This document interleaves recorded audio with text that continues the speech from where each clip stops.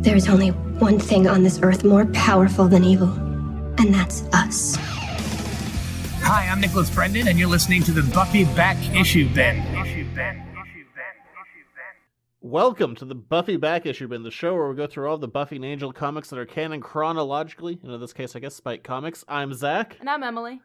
And here we are for our penultimate IDW book. Could use the word penultimate. Did it right? Well done. Correctly this time? Didn't use it one other time. Incorrectly. Not at all correct. Okay. Use it. Yeah.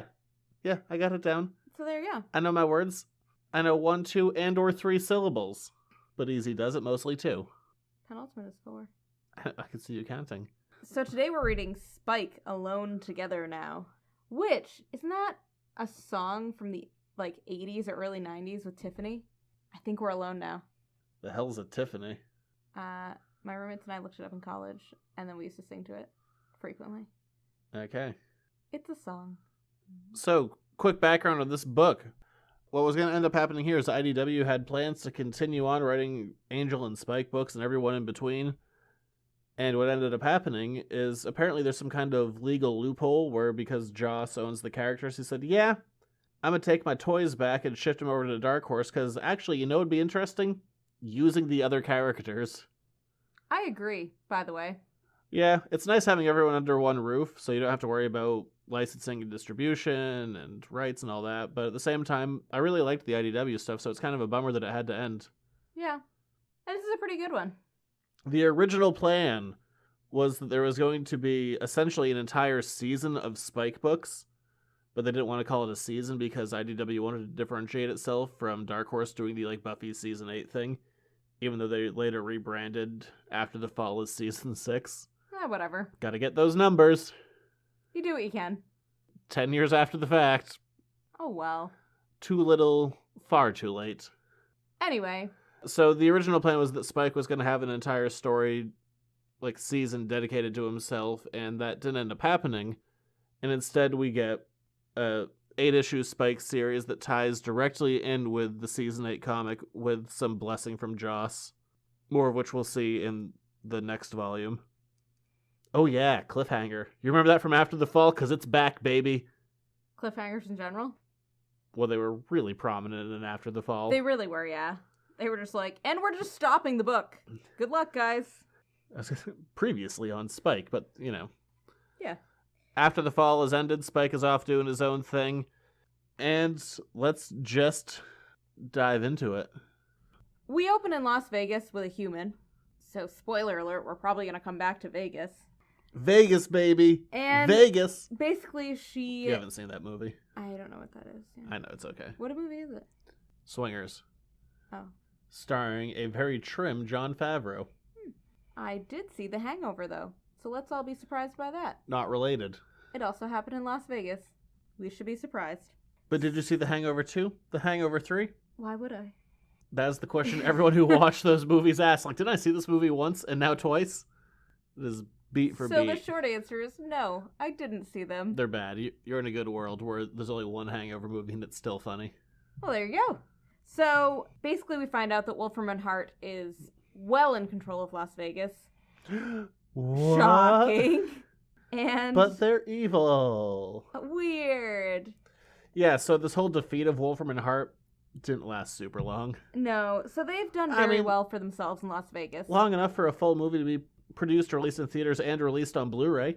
True. So it's been a couple of years since, if we're going timeline-wise, Wolfram Hart's been out of commission for a couple of years. But it's not super clear if Wolfram Hart is the big bad of the movie, too. It's a devil. Yeah.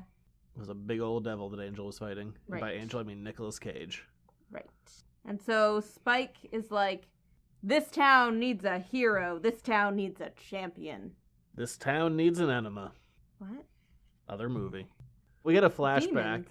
And I love this because we show a quick summary of Spike's history. We see Drusilla turning him into a vampire. We see him feeding on a girl in Sunnydale. And he talks about how he fell in love with a slayer and that she changed him. But because likeness rights are expensive, we just see Buffy's fist punching him in the face and not the actual person. Fair. For a while when these comics were coming out, and it's changed since then, now there are more people who are on it, but Sarah Michelle Gellar had to give approval for any artist to do her likeness. and gets paid for having her face on things, so we just see Buffy's fist here. Good call. Way to save money and licensing. So then Spike shows us a fun graph of kind of the history of demons. This line is so corny. From that point on, I was a vamp with a soul who fights on the side of good. Collect them all, 2 in a series. Not saying I was an angel. I know. Ho ho ho! Because there's a guy named Angel. That was probably the corniest thing that happens in here. Yeah, it's a dumb line. But I like, what's this thing? It's like the evolution of man. Is that what this, Yeah. the art that it's riffing on is called? Yes. We see the Angel is above Spike in the evolution of vampires. I know. Which was a weird choice. But Spike kinda gets funny. a sword. Yeah. And Angel doesn't, because Angel sucks. According to Spike. And what we find out is, aside from the last Angel in Hell movie, there's a book series, a different book series focusing on the same events called Twinkle, written by Spider. And the cover of the book certainly doesn't remind us of any terrible teen romance vampire books. Not at all. There's definitely not an apple being held between 2 hands. It's goddamn Twilight. It totally is. I'll spell it out for you. And I had a roommate in college that loved Twilight. you did? Yeah, I used to be in charge of the cable bill, or at least, we split everything up. And But it would come to you. Yeah, and I opened up the bill one time. I'm like, "Who rented Twilight 4 times this month?" He's like, "Oh, that was me." I'm like, "Of course, it wasn't me, but still, you owe me cash. You owe me so much cash For Twilight. 4 times Huh. on demand." That is fascinating. More fascinating is that you had cable in college that you, went out of your way to pay for. Other people wanted it. Huh. Yeah, My college just gave me cable for free. no, it's when I had an apartment. Yeah, my college gave me an apartment for free, too. It was when I was living in Not for free. in those- Definitely for tuition. when I was living in those luxury apartments that I couldn't really afford. Yeah. I lived in a luxury apartment. I lived in a luxury apartment and ate ramen because all my money went into rent. That's depressing. I also bought a lot of comics. If I didn't do that, I probably would have been fine. You probably would have had food, yeah. Yeah, made a choice. I bought Spike. And there you go. And here we are back again. So, I think it's funny that they even threw in the werewolf, and they call him Jared in this. Do you know what he is in the other one? No, I know it's Taylor. Jacob. Team Jacob. Okay, what's his name? Taylor. Lautner? Okay, Because for a while he dated Taylor Swift, and it was Taylor and Taylor. Tay-Tay? Yes. Did I make that Tay-Tay. up? Probably, but I'm sure you weren't the first. Yes. I'm really late to that parade. What am I talking about? Either way, there's a new movie premiere about the Twinkle series, Reclips Part 3 of the 4-part Twinkle trilogy. And people are in line wearing shirts that say Team William and Team Jared. And it comes out that real vampires like to massacre these dumb sons of bitches because they think it's funny. Yep, and because the real fans are very into seeing vampires in real life. But it doesn't work out so well for anybody. And when a vampire jumps out one of the fans, it's like, you're not twinkling. And so Spike and Angel have teamed up basically to And save Illyria. and Illyria to save the theater goers from the vampires. Because they know that the vamps are going to line up to eat these idiots. Yeah, so they hit 4 theaters in a night just to save the people standing in line. Have a good old vampire massacre. Yep. And what we're going to see here for a good long while is this is going to be the last time that Angel and Spike team up for years. That's kind of sad. Sad that their last mission Was saving Twilight Twinkle fans. Yeah. Let them die. Twihards. Oh god, is that still a thing? No one can still care about that, can they? I don't know. I say as I talk about a long absent from television TV show. Yep. Whatever. That vampire story about a teenage girl loving an older guy. Stupid. Yeah, definitely not the same thing. Nope. And there's not even any werewolves except for the werewolves. Yeah, but it's Seth Green. Right. So it's different. Everyone likes Seth Green. No one likes... Taylor Lautner. Thank you. I'm sure someone does.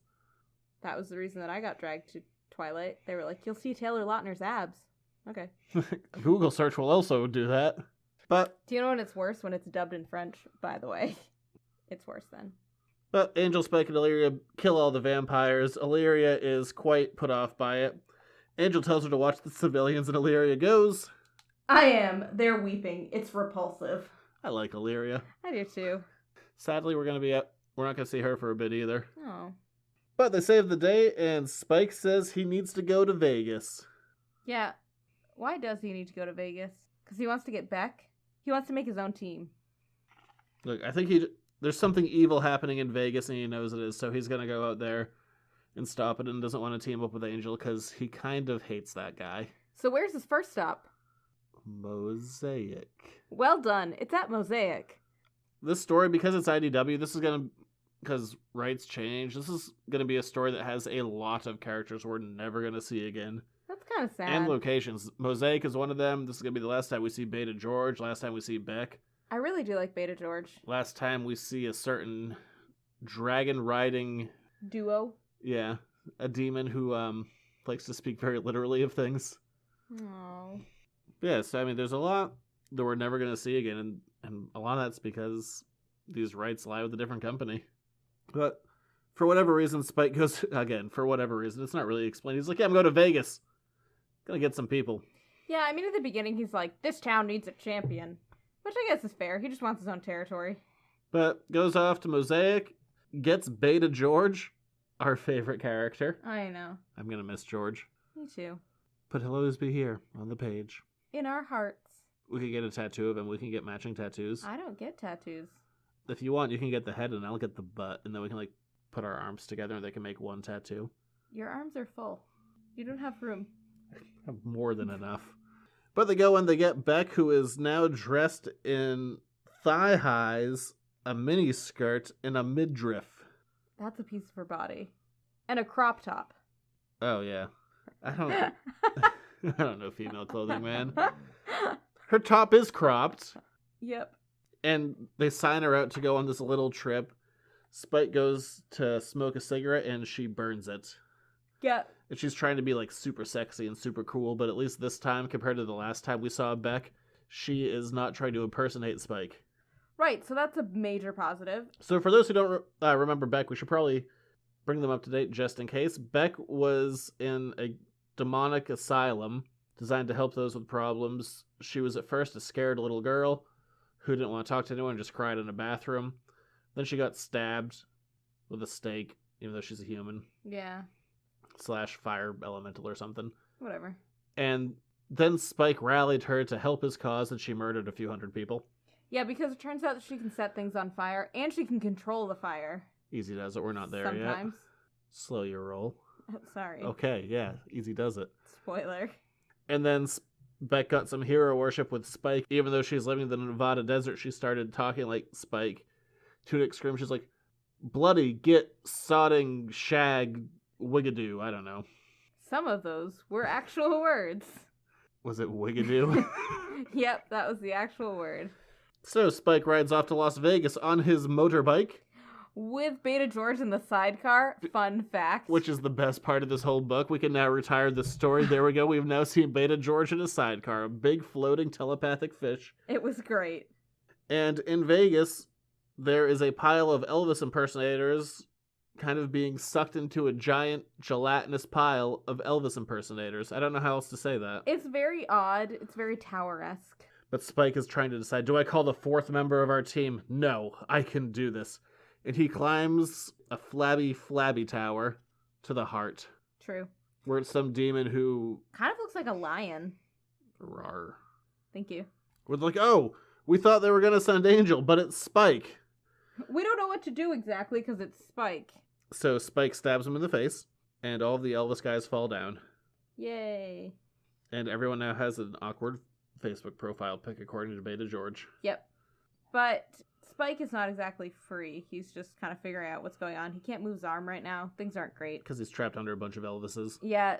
And then we cut away to a hotel room that overlooks the Vegas Strip. I kind of wanted to throw it. There's a quick Army of Darkness reference where you hear the giant demon go, "Hail to the king, baby!" You haven't seen that movie. No. You've seen The Evil Dead 2, and you've seen, in proximity, a number of episodes of Ash vs. Evil Dead. I have. Is it all connected? Yes. Okay. There's only so many chainsaw-wielding heroes I follow. I guess so. Yeah, we cut over to a hotel room where we see a bunch of bondage S&M gear on the floor. Because why not? And we see a man with long flowing locks and a goatee. So, you know, a douchebag. Oh, I'm sorry, did I get judgmental there? Oh, I'm sorry. Didn't you have that exact look for a while? Oh, no. Yours were curly locks. In all fairness, he has more abs than I did. Yeah, he doesn't quite have the, The ringlets that you did? No, he does not. And we see that he is in bed with a lady. A pale lady with an ample behind. And he calls her by her name, and it's Drusilla. I miss Drew. But Drusilla is there, and she's with this guy in bed, and they have some kind of a plan. And they're gonna go play, according to Drusilla, so that could really mean anything, usually killing. And they say that they're gonna get Spike, and our evil guy, I'll just say his name now. His name's John. Such a boring what an name. unimpressive name. And John literally turns to the camera and says, "That bastard has my soul." I'm like, This is a comic, there is no camera. it kind of is. Turns to the reader. It's weird that he does turn to like face you, like, "Hey, by the way." He has my soul. And then we get an artist change. We started off with Franco Uru. He will return by the end of the series, which I think is very fitting. But then we switch over to a name I know off the top of my head. Nicola Zani. Mm-hmm. Assume I'm pronouncing that right. He's not bad, but it is a step down. Yeah, it's a different... And mostly... It's a different look. He does really good with a lot of this. It really comes down to there's a lot of... He's not great on faces. There's a lot of shots that look really cool. Like there's... Oh, see, now I said shots. There's lots of panels that look really cool. That Spike and Beck go off to see Cirque du Soleil. Now, I have a theory here. Because we're watching What's your theory? Oh, thank you. There's a whole Cirque du Soleil thing happening about how great vampire love is and how evil slayers are. We don't have a lot of context for this yet. You can read it as, well, there's been multiple movies about vampires. Maybe there's a Slayer connection in there too. But the reason that we do the show that we're doing the way we are, like doing it chronologically, is because mostly after the fall in season 8, we're coming out at the exact same time, and it didn't come out until much later that After the Fall was chronologically first. And what was happening over in season 8, which we're not going to get to for a while, there is some vampire love and some Slayer hate. So I feel like there was just not a ton of communication between Joss and Brian Lynch about, hey, by the way the story is going to lay out. And for reasons I won't spoil now, this story does have to happen first. But it works out pretty well, given the Twinkle movies and all that. Twinkle, God, it sounds so awkward saying Twinkle. The Twinkle movies. I'm sure that was intentional. Give a terrible name. Twinkle. But Spike is watching this show, and there's a woman talking about how terrible Slayers are, and Beck lights her program on fire because she won't shut up. And they go out to the lobby. You can buy all of these novelty t-shirts like, laid, not slayed. But there's a little kid who's wearing that shirt, which just seems in poor taste. Yeah, but he's wearing a backwards hat, so he's an idiot. We're really disparaging your style here. Easy does it. I only wear a backwards hat when I'm running late. That's a good indicator. Like, was I running late that day? Yes, he has a hat. Yes. It is either a college hat or a comics hat. But Spike mentions that he knows that Wolfram Hart has been there all along and that they're evil ever since he saw the skyline from their hotel room, because apparently the place where Cirque du No Slay was happening is the exact same architecture as the Wolfram Hart offices in LA. It's a very cool splash page, but I didn't get that, and so... No, neither did I until Spike laid it out for me. That makes me feel better. And then we get a weird, like, mid-book artist change, which I am never a fan of. Unless there is a point to changing artists in the middle of a book, it always feels very jarring. And This is when our buddy Nicola Zani? I'm not going back to look at the name. Yes. Steps in. I probably should, but I won't. Nope, I think it's Nicola Zani. But Spike goes up to the Wolfram and Hart offices, which I guess they're not offices, and beats up all their vampire guards until he runs into our good old buddy, Jeremy. You may remember Jeremy, or Jerry, as Spike calls him, from getting impaled by Illyria and then dressing as a wizard. Yes, I do remember him. He's also John Krasinski. He is John Krasinski. Which is weird because there's another John in here. But he looks even more like John Krasinski in like that panel than anything else. Well, because he's wearing like a suit and a tie. Yeah, he looks just like Jim from The Office. And the idea was Wolfram Hart took over his body because they didn't think that Spike would harm him so they could talk to him. So Spike just punches him in the face. Yeah, Jeremy opens up a portal, and he's like, Spike, you've got to come with me. And Spike's like, meh. Is it really that easy? And he's like, yep. And then follow there's me in here. an incredibly meta line, which I don't know if I love or hate. This line is my frenemy. It is your frenemy. So there's a giant portal that opens up where Spike is going to follow Jeremy into the depths of Wolfram Hart, and Jeremy / the demon who's possessing him goes, sorry, should we have built up to this? Waited an entire season for the big reveal? Season meaning autumn. So meta. When I read this, all I could think of was how much you would love / hate that line. I don't know which it is. I don't either. You tricked me, Lynch. I'm not sure which way. Calling you out. I'm sure you're not listening. But if you are, hey. Maybe you are. Hey, how's it going? If anybody knows Brian Lynch, feel free to forward this to him. I've tagged him in a tweet. Have you? I don't know. We are so many months away from this coming out. So tag him in a tweet today. And then it will be true. He's actually disparaged the show, said he doesn't like it. Which show? This one, I was making things up. Really? I liked The Secret Life of Pets, if you're listening. You did. So did our dog. We watched it with our puppy at a drive-in. I drank beer. I did not. I think you did. You had a cider. I had a cider, probably. Nope. You have to cut all of that. That's all not real. Statute of limitations, baby. I drank out in public. What are you going to do about it, cops? You should probably cut all. Oh, God, no, they're here. But Spike follows Jeremy into the White Room, which you might remember from seasons 4 and 5 of Angel, where there was the White Room where they had the conduit. Yeah, I totally remember the room. I don't remember what seasons it was in. But this time it's a hotel room. Yep, which costs like $15,000 a night. Kind of cool. And Spike goes in and he sees John. John, the goateed fellow who was sleeping with Drusilla, who's drinking at the bar. And Spike keeps having flashes like, do I know this guy? He's like, I feel very in touch with him. I feel like he's super murdery. Yeah, basically. And Jeremy / Wolfram Hart basically says, come to our side. You can make a difference. It went really well for Angel. Mm-hmm. Spike's like, no, idiot. It clearly did not. I was there. I watched this go very poorly. And so, things are going badly. Spike starts to knock glasses out of people's hands. And John calls on a special weapon. A cannon. A cannon, if you will. But not official cannon. No, just a regular That would have been cannon. a fun callback if he got official cannon.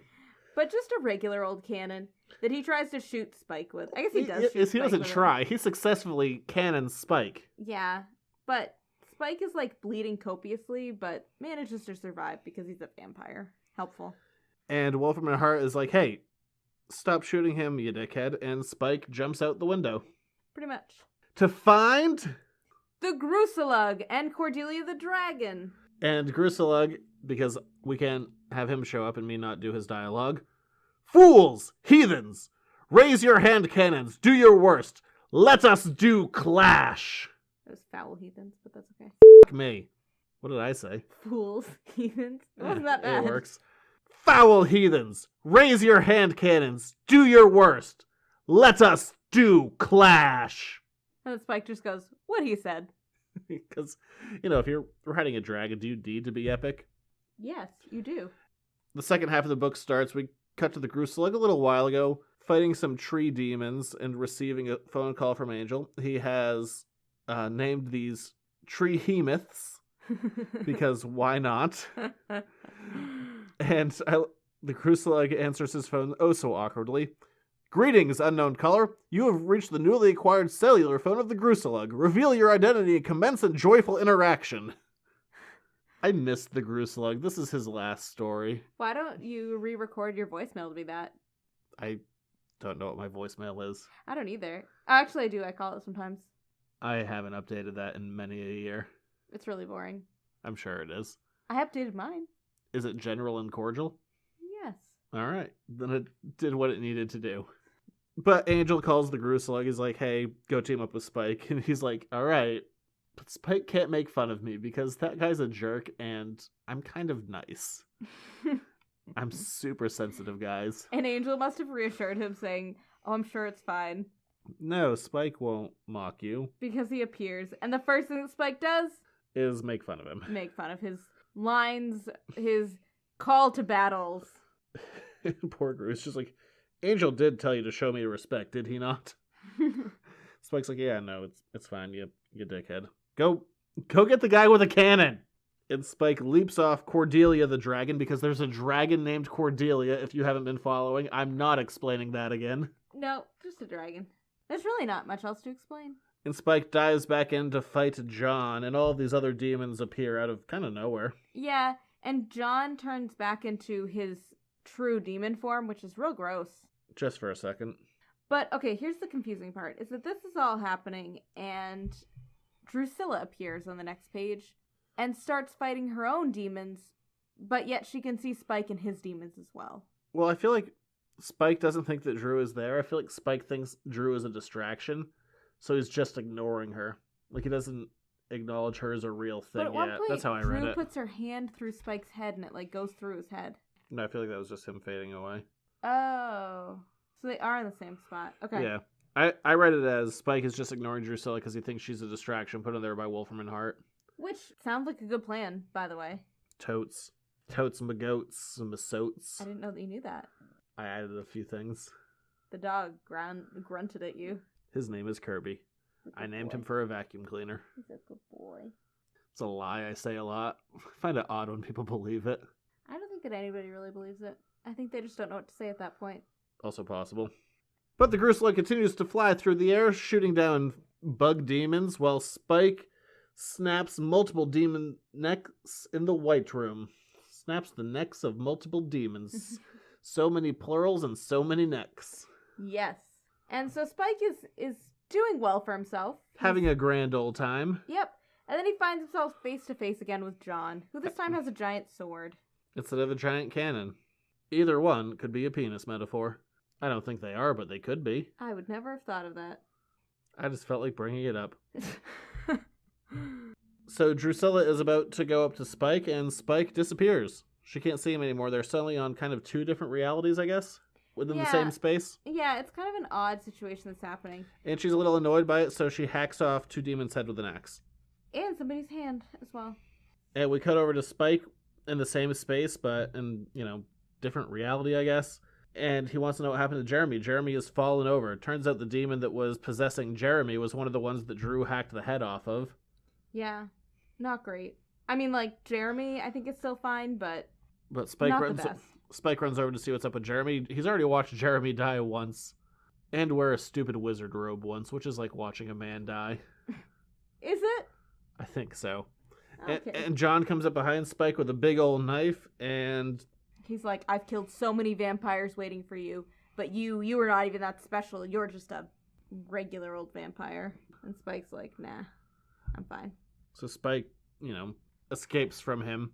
And in the meantime, Beck and George go inside Wolfram Hart, and Beck starts lighting everything on fire. Just for good measure, really. She's like, Spike taught me to be a hero, and a hero lights things on commits fire. arson. Yay! And they run into Drew. And I do love this exchange. Me too. And George goes to read Drew's mind. And he's just sitting there silently for like 4 panels, and Drew just smiles. And George goes, holy shit, and faints. And then Beta George is like out cold for the rest of this whole story. Yeah. Drew has done a number on his telepathic abilities. And Spike and Gru grab Jeremy, ride the dragon, and Wolfram Hart explodes. Luckily, they all made it out fine. They all meet in the bottom. And Beck comes running over to Spike, and she's like, Spike! And he's like, I'm so glad that you're still alive. And then freaks the hell out because he could smell Drusilla on her. Yep. And then Drew is there. And runs over to Spike, leaps into his arms, and they start making out. They do. And poor Beck, who's had a crush on Spike for oh so long. Yeah, she goes, this day just keeps snowballing, I swear. So in the midst of flame and rubble, Spike and Drew are making out, and then Spike gets really upset because Drusilla had sex with John, and he can smell him on her. Yep. And so they start fighting, and Drew's like, this is fun too. can we go back to kissing at some point? I like Drew. And so basically Spike's like, well, I don't really care what happens, but we're getting out of here. We need to leave. He's like, being with Drusilla is like being home again. A very dysfunctional home. But it's home anyway. So they all load into some convertible that they find. A Mustang. And they start to take off out of Las Vegas. They get the dragon to come fly them because it's faster, I guess. And the dragon picks them up and the convertible flies away like it's the end of Grease. Yep. Which is funny because this is our second Grease reference in here. When Beck first came out. Yeah, they said she was like Sandy from the last 5 minutes of Grease. So many Grease references. That's a great look. So while this convertible is flying through the sky, but only because a dragon has picked it up, Drusilla goes to nuzzle up to Spike, who just pushes her off. Imagine a wall. Respect it. Respect the wall. But it's Drusilla, so none of that really means much to her. Drusilla does not respect the wall. No. And they go to fly past Las Vegas to get away and kind of regroup, and they find there is another barrier, kind of like there was when LA was sent to hell. Yeah. Wolfram Hart is really big on putting up the barriers. And I also think it's funny that they were attacked by flying demon showgirls, just as a note, kind of like the flying monkeys. And so they hitchhike a ride back with his family. Because they can't get out, so they have to go back in. The sun's about to come up, and if the sun comes up, Spike and Drew are going to fry. Basically. Extra crispy. Overdone. And Wolfram Hart is trying to get John under control, as we see. But John is a self-proclaimed psychopath with some guns, so he's not really into that. So he just kills everyone. Yep, and Spike and Drew and Jeremy and Beck and George, because Cordelia and Drusilla got out of the barrier for some unknown reason. Yeah. They had a fun cameo and left. And when Spike had been talking to Wolfram Hart earlier through Jeremy, they said that they had plans for everyone on Team Angel. So Spike's like, okay, I'm trapped. Who are we going to get to help us? He's like, there are many telepathic ways of connecting with somebody. This is the crappiest team ever. So who am I going to get? Angel? And he starts fantasizing about like everyone who would come to help, and Angel comes running and he's like, don't worry, little guy. I'll take care of everything. Hey, Drew, remember when I f***ed you up in the head and ruined you for eternity? That was something. Oh, wow. He does actually say that. Yes, that was verbatim. Wow. Pictures. What if Illyria came to help? It involves her killing Drusilla, killing John, and then filleting George and making him a fine crown for assorted rituals. Does he get Connor and Gunn? Well, no, because Connor's mad for Gunn killing him in hell, which is a connection to the IDW books that were coming out at the time that we're not going to talk about, but I don't think it's too far-fetched to believe that would be a real thing. Right. Or is he going to get Wesley, who is a ghost and is not accessible? But then. And he goes, we're going to have to think outside the box on this one. Oh, that's inspired. All right, then. Let's go with the witch. I'm so excited. It's been so long. I've missed them. Because, I mean, come on, what witch is it going to be? So, spoiler alert, if you don't know what witch this is, then... Why are you listening to the show? I'm sorry. But... They're probably your parents. Yeah. I don't know. Which witch is it? It's Willow. It's Willow. I do like Willow. So much time has passed. An entire season on television has passed since we've seen... If we're going chronologically, all of Angel Season 5 has happened. All of After the Fall and all that other stuff has gone on. We haven't seen any of the Buffy characters. Amazingly enough, we're going to start talking about Buffy soon. Yay! But first, we're going to get Willow. I'm excited. I miss Willow. But because this is an IDW book, we're ending on a cliffhanger, and we won't get to her till next time. But next time you will hear from us. Where can you find us? Oh, we're plugging. Yeah, because we always forget. Sometimes we forget. Sometimes I edit in endings from other shows. Sometimes I just don't. So let's plug now so we don't forget. Oh, okay. Oh, you can find us over at editorsnotecomics.com on Facebook, Instagram, Twitter. If you want to get this show a week early, throw a $1 our way once a month. That's it.